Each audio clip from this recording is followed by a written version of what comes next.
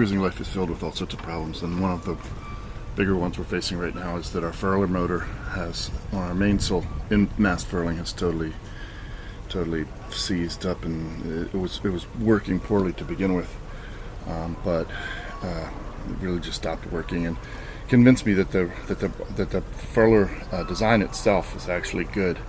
In fact, it's well regarded online.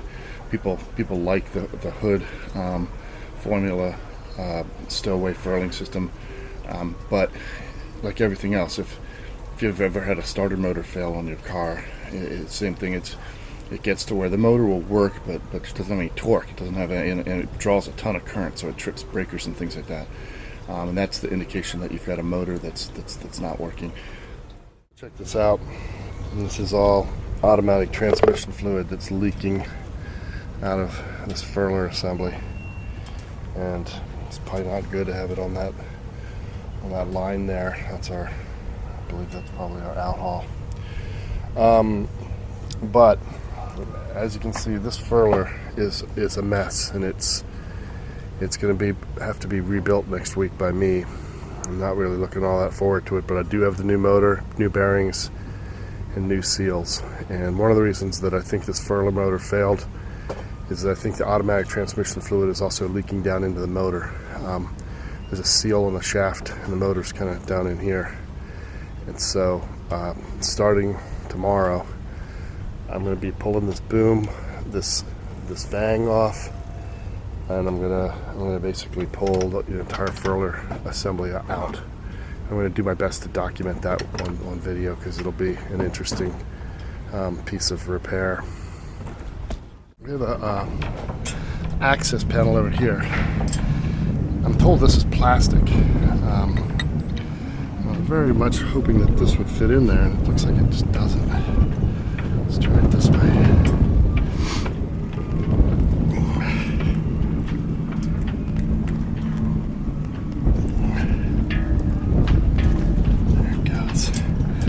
I don't really want to take this off because all the fluid will drip out, but I wanted to get it loose because once this unit is off, it's going to be a lot harder to hold it in place. So now that it's all kind of bolted in place, it's about as good as it's going to get that way. So this tool did work. Happy with that. By the way, this is one of the wrenches for taking a disc. Abrasive disc off of a power grinder, 4-inch or 5-inch disc grinder. We are never going to use these cotter pins again, but as just a matter of habit, I always save every part that I take off.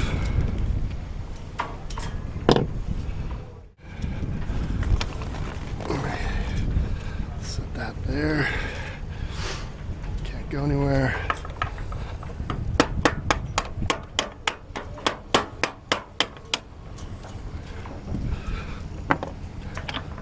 Okay, so there we are. That taken care of.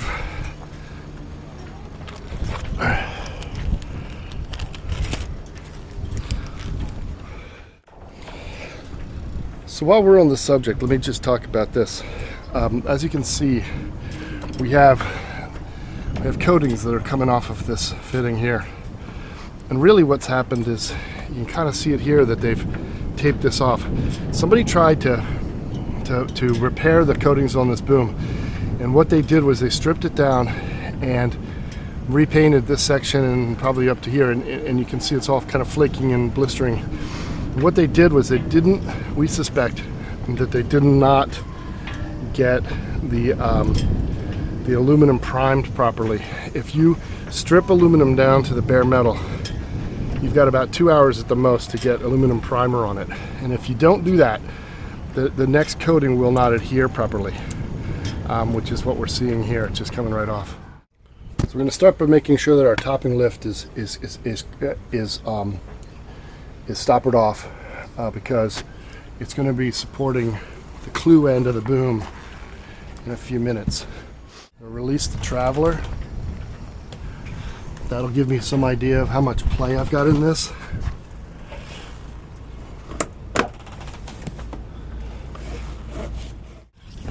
thinking that if I run it through this turnbuckle assembly here, I'll actually be in better shape. And the reason is because the topping lift will support it vertically, and this will support it kind of horizontally.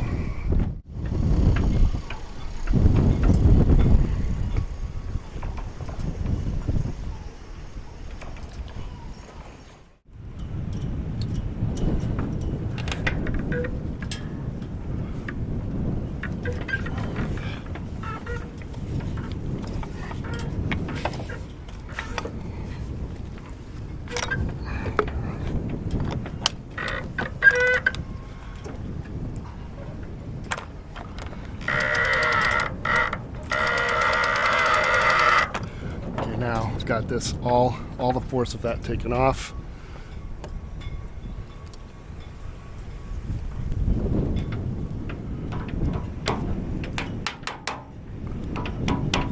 What I don't want to have happen is have that pin go flying off the other side and end up in the drink. There's no rush in order to get this done. Just make sure it doesn't really come at me. There we are.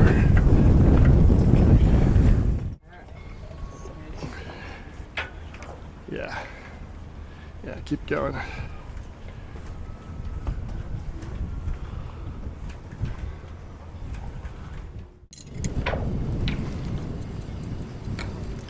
Finding adjustable wrenches that open large enough, kind of a key thing. You want to make sure that you've got the right size stuff for all of this. I have the 24 millimeter spanner marked with red tape because it's such a popular size. Anything that's large on oysters and all the deck cleats on the various docks are mostly, around here at least, 24 millimeter. The other popular sizes are 13 and 17. Almost every other fastener on the oyster is one of those two sizes. So, the problem we've had with this, and where we're kind of going with this, is that this whole gooseneck assembly has been rocking like so. And we think that the problem is, I thought that these Delrin fittings here were T-shaped and that they came up inside the fitting, but they actually don't. The real deal is that this pin here is a little bit loose in there, and it's also loose this way. And so we're going to try to figure a solution to that. I'm either going to try to shim it, in other words, to put a piece of piping, but the tolerances are going to be very, very, very, very critical there, and we're really trying to avoid that. And a machine shop can probably get all this done. It's not really the end of the world. It's this piece here that's, you can almost see that it's been elongated, and it's not a safety issue specifically just yet. But this is the source of this problem: is lack of proper lubrication. That and absolutely insane amounts of force to go into these things. All right, so the other key fitting on this is going to be this nut that's underneath here. I have to be able to get that out because this pulley almost certainly not coming off. And I'm going to see what I can do with these vice grips. All the other ones that we tried were pretty easy to loosen up. There's just no reason why an ostensible engineer wouldn't make one fastener out of all of them completely inaccessible. I've been doing this for so long, and you know, even when I see things being designed, fabrication drawings, I'm constantly like, dude, are you imagining how anybody's going to repair that? And they say, oh well, you know, the engineering, the table says we need 6 of these, and that's the pattern. I say, so what's the problem with using 7? I said, well, you know, each of those screws costs 6 cents, and you know, and I'm like, okay, so how many furling assemblies are you going to be making? Well, you know, I don't know. In the back of my mind, I'm always thinking that if you need emergency dentistry, you know, and you have the right Dremel bit, might be the answer.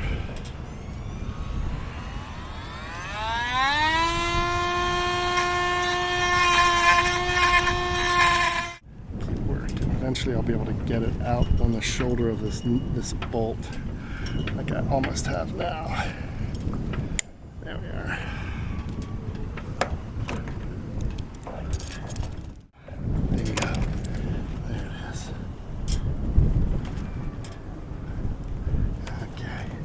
Like I predicted, I can't get that all the way out, but I got it far enough that this whole thing's gonna come loose.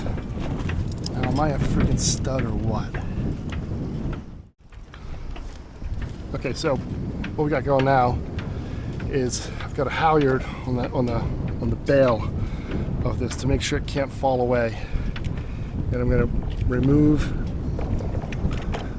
the hose clamp that holds the pin in.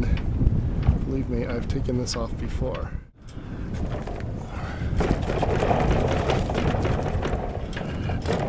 Okay, so now, hopefully, there's wires on this. There's wires on this motor, and what we want is to make sure that we don't pull on the wires or break the wires when we're removing it.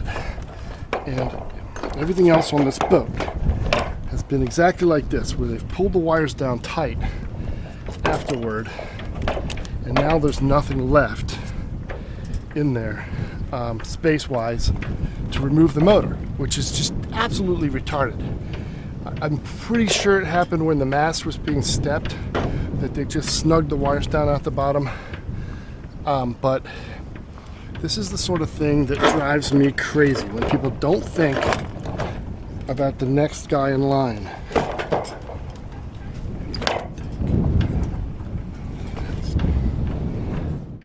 Here are the main leads coming in for it. And the trick, what I'm trying to do is to follow those back and give myself just a little bit of extra in there. And I suspect that this zip tie really the culprit. So one of the things that could really pretty easily go wrong with this whole process would be if I was to drop the lines down, the electric wires down inside this cavity, because if I do that, it's gonna add about, I don't know how many hours it would add to getting this project done. There we go. Got those 2 in there nicely. Okay,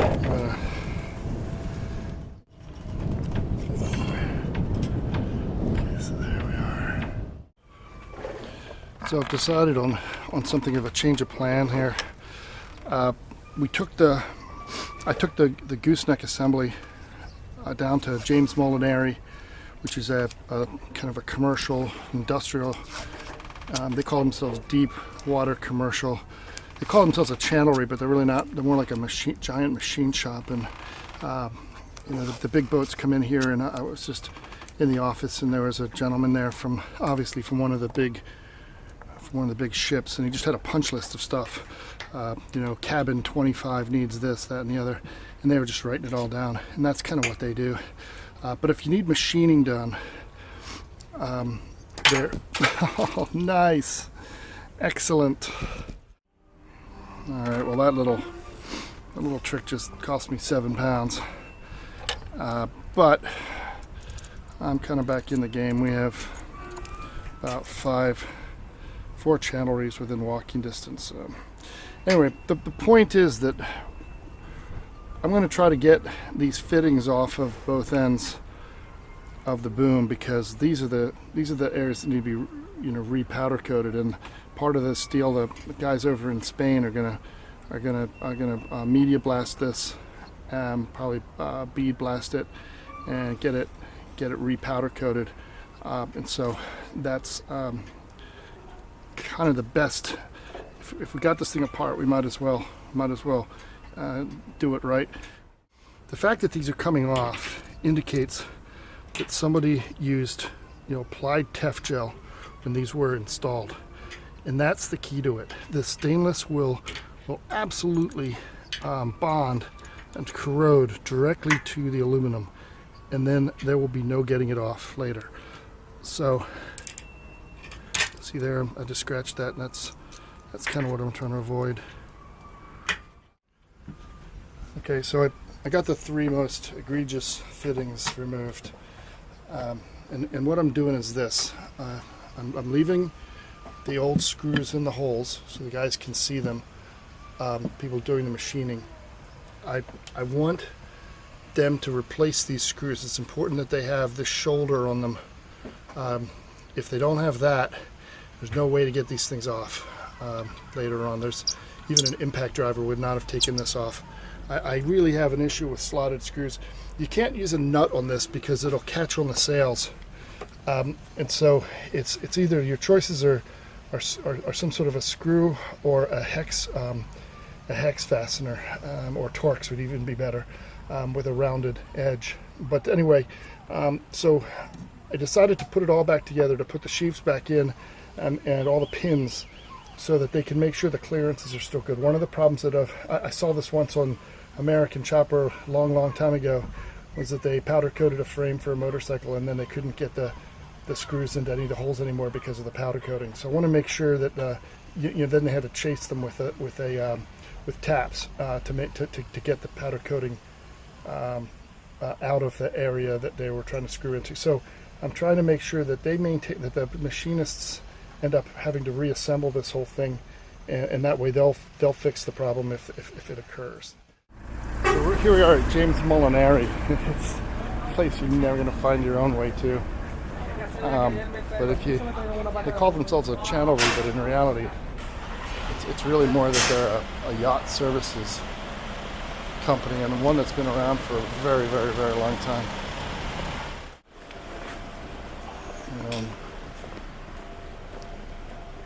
These are the guys you want to go see if you need machine work done.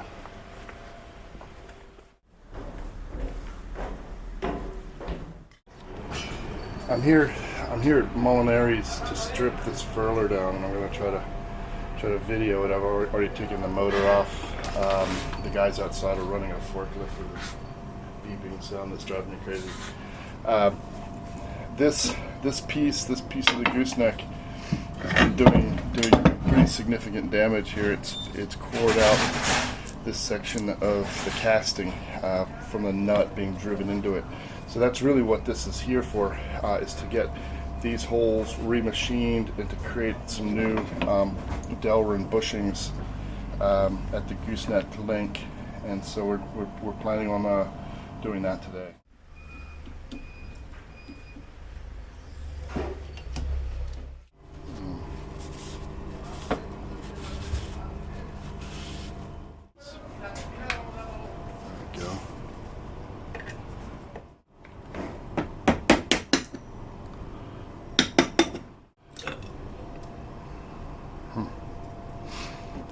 The RTV sealant. I gotta tell you, that was actually no fun, getting all this apart. It was really in there. This main shaft was very, very snug and needed quite a bit of work, and needed both hands in order to get it all apart. So I'm sorry for not videoing more of it, but you get an idea of what's involved with a furler disassembly. The one thing about it is I found a loose circlip in the bottom and 2 stripped set screws, which I think is part of the problem. I really do believe that probably at one point or another we've seen this furler actually seize up. It's highly possible that the motor is only part of the problem. We really do believe the motor's not working, but rebuilding this thing, I believe it's really going to be worthwhile, and we have all the new parts and seals and stuff, so we might as well just do it right.